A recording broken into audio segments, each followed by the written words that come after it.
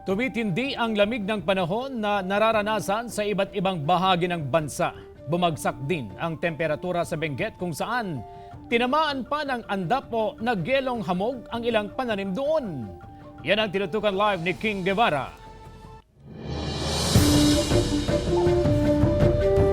So King, ano ang ginagawang aksyon ngayon ng mga otoridad hinggil sa pagtama ng andap sa ilang pananim doon?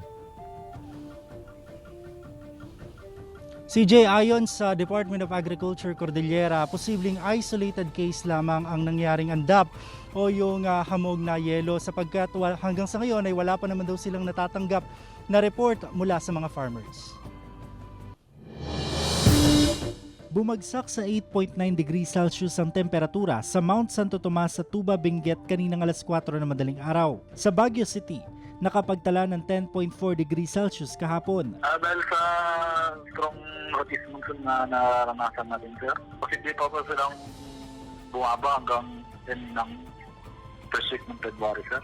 Dahil sa pagbaba ng temperatura, tinamaan ng andap o nagyelong hamog ang ilang pananim na gulay sa Atok, Benguet. Sa panayam ng Mornings with GMA Regional TV sa Department of Agriculture Regional Field Office Cordillera, bagamat wala pang nakarating sa kanilang ahensya na insidente ng andap, ipinaliwanag ng ahensya ang epekto nito. Malaki ang epekto nito doon sa paglaki ng pananim dahil nasisira ang dahon nito.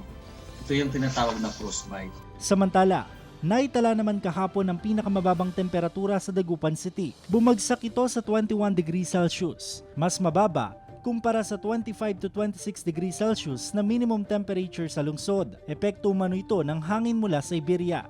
Sa amin kasi pag direct na galing Siberia po yung hangin na pupunta dito sa Northern Luzon, yun po yung lamig na maranasan natin.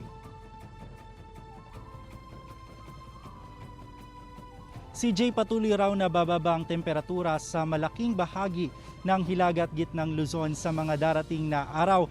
Samantala dito sa Dagupan City, posible raw umabot ng 18 degrees Celsius ang temperatura tulad ng mga nakaraang taon. Samantala sa kabila ng malamig na panahon, inaasahan ng pag-asa ang isang bagyo na papasok ngayong buwan ng Enero. CJ. Maraming salamat, King Guevara.